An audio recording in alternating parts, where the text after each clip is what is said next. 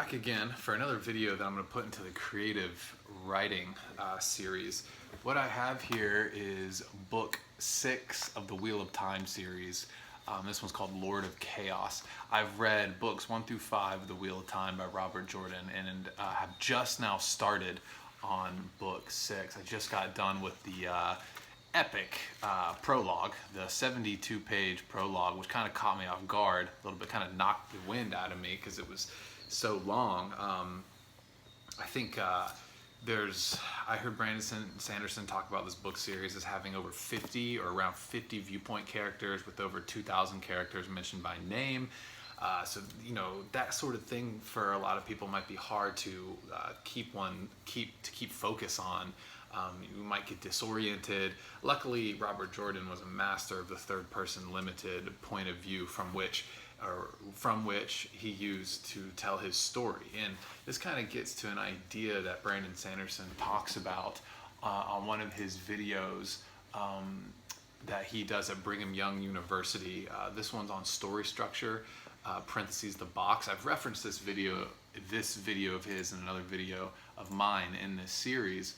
But he talks about the box as being, he puts this diagram, and it would be cool if I could draw this out, but it's like 3 overlapping circles with a 4th overlapping them all, and that would be setting, plot, and character. The 4th that's kind of like tying them all together is conflict. Setting speaking to the conflict, the character speaking to the conflict speaking to the character. Using speaking here in the sense of like relating. Kind of forging a relationship between all these things, and of course the plot too, speaking to all of that. But then he draws a box on it, and he says the box refers to the how of the telling of the story. How are you telling the story? With what devices? From what point of view? Using what materials? For example, you could tell a story with letters. Each chapter is just a letter that another character has written, and it all ties the setting and the conflict and the character and the plot all together. Or maybe you tell it from the first person point of view of the main character, and maybe it's present tense, so it's like this cinematic perspective that he talks about that a lot of like YA literature is told in, apparently. Brandon Sanderson seems to be well versed on his YA lit. I haven't really dug much into that genre. I'm not very interested in the genre right now in this stage of my life, but maybe one day I'll read more of it. But then he talks about third-person limited and omniscient. The Wheel of Time books are told in third-person limited, where, in essence, every either a whole chapter or like a defined section of the chapter will be devoted to being told from the point of view of a specific character. Take like Rand al'Thor, the Dragon Reborn in the Wheel of Time series, which I still haven't got to a chapter with his yet, unless the first chapter is told from his point of view, which it could be, but I'm not exactly sure quite yet. So let's say there's a chapter and it's all from the viewpoint of Rand al'Thor. Then what the author wants to do, what Robert Jordan does so well, is he really gets you inside the head and consciousness of Rand al'Thor. You get his thoughts and his alone. That's a feature of third person limited. You're only going to get the inner thoughts of Rand from Rand's point of view. A lot of times those are italicized, but then there's just kind of mixing and mingling of the narrator's voice with the character's voice, where it might not be italicized, but you get the sense that this is a thought of the characters, but you could also get the sense that this is sort of the narrator speaking and doing what the narrator does. And one thing that I liked that Brandon Sanderson had mentioned in his video is that if you have a story with a bunch of characters told from third-person limited, like the Wheel of Time, your narrative voice can still be similar and common throughout all the sections that are told from the various viewpoint characters, right? So like a chapter that's told from the viewpoint of Rand has a narrator involved, right? And that voice can either be the same or very close to the voice of the narrator that's told from the viewpoint of Matt Calthun, for example, one of Rand's friends that he grew up with in the Two Rivers, and who are Ta'veren, which is a very special word in this book series, which actually is a nice segue into what I want to do. One thing I want to do in this video, and that's I want to put the glossary to use. Actually, that's the whole reason I'm here. Is that these books, at the end of each book, there's a glossary of terms, and you could look at these as concepts. Some of them are obviously names for moments of history, name for time periods, or name for a block of events within history. If we think about American history and think about the Civil War era, then we're thinking about a specific block of time. Well, the same thing goes in a world like this. For example, you looking to the glossary, and we're in the T's, you could go to the Trollic Wars, and this is this is part of the history of this world, and it's defined in the glossary as a series of wars beginning about 1000 AB and lasting more than 300 years. AB is interesting. So we are in this fictional world, but a lot of it is modeled after our world and our history. We have AD, after death. We say, I guess, well, I think there's a Latin term for that. AD also stands for something in Latin. And after whose death? Well, after Jesus Christ. That's one way of telling time. But then you also have CE, which is just common era, which is a different way of telling time. But it's interesting because at the very beginning, there's a note on dates in the glossary. So let's see what AB actually stands for.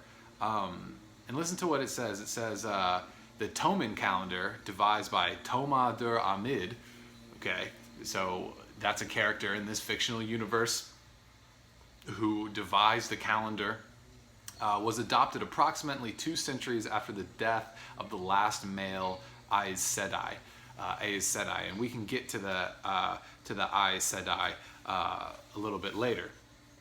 Recording years after the breaking of the world, parentheses AB. So AB stands for after the breaking of the world.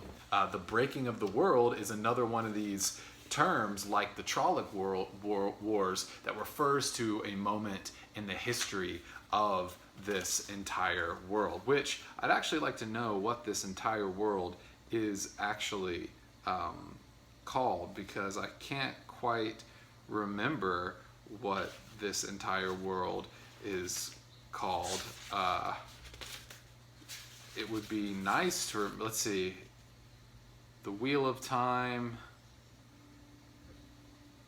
I actually don't know if there's a name for the entire world, actually, which is suddenly fascinating me that I don't actually know that. That's going to be something I'm going to have to look up.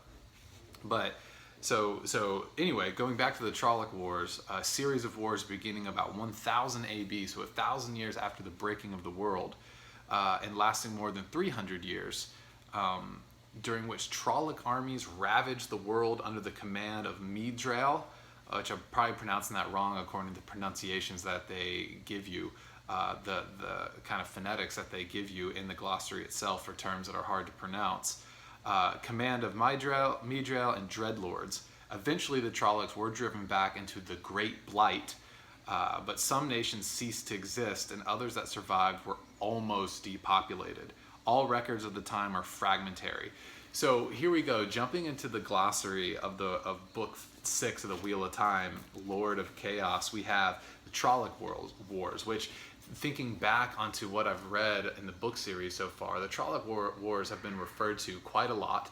Trollics are things in this world not to take for granted. Well, I mean, not take seriously, for example. And it's pronounced Trollocs. The glossary defines them as creatures of the Dark One, created during the War of the Shadow. So here we go. We have the Dark One. That's another term that we can take as a subject of various predications of different forms. It's the Dark One features in the glossary, created during the War of the Shadow. That's another term, a historical term that's referring to a moment in the past of this world. this world is, it's all the stage of this great story, the wheel of time. Listen to what it says. It says the wheel of time turns and ages come and go. Ages come and go. Stories unfold, come into being, have their play in reality, and then pass out of being. Right? They come into being, and they grow, and they develop, and they change, and then they fade out of being. Right? These various ages.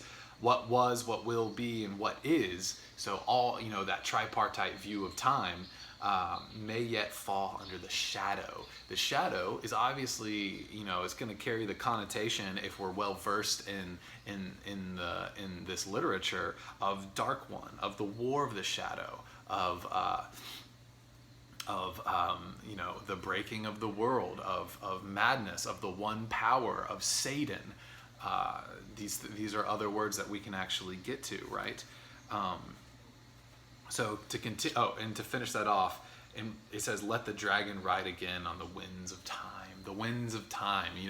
What creates this wind? What blows these winds of time onward and onward, right? And what's really awesome is that all the first chapters so far, the books I've read, start with something about the wind. They'll start with the wheel of time turns and ages come to pass, leaving memories that become legend. Legends fade to myth, and even myth is long forgotten when the age that gave it birth comes again. And then in one age, called the third age by some, an age yet to come, an age long past, a wind rose among brown thicketed hills in Karhain. And I don't know how to pronounce Karhain very well. But see, it starts in the same way every time to kind of move us into a scene from the viewpoint of whichever character, maybe Rand, at the very beginning of this chapter. But it really gives you the sense for the passage of time, for the eternity of these things. But listen to what it says. It says, the wind was not the beginning. There are neither beginnings nor endings to the turning of the wheel of time, but it was a beginning. So it's still focusing on the wind, right? It's not, it is a beginning, not the beginning. And it says, the next paragraph opens with, "Westward the wind blew over abandoned villages and farms, many only jumbles of charred timber." So now it's kind of from the point of view of the wind, real quick. Maybe these winds of time that the dragon is supposed to ride, but you wonder, what's the source of this wind?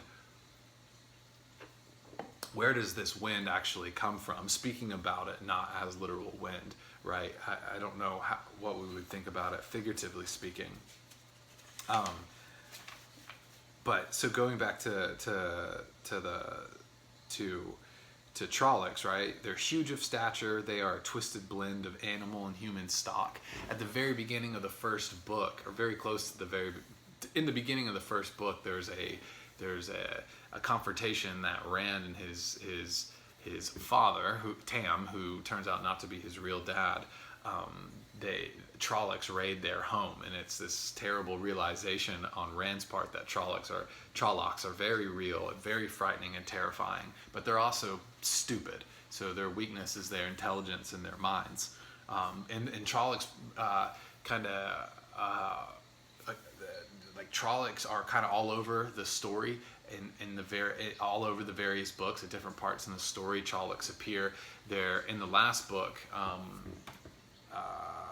Fires of Heaven is when the two rivers is invaded by Trollocs and Midril, but they're fought off with the help of people outside from the two rivers, of course.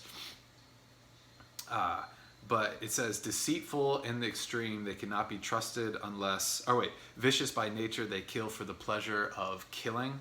Deceitful in the extreme, they cannot be trusted unless coerced by fear. They will eat anything or anyone.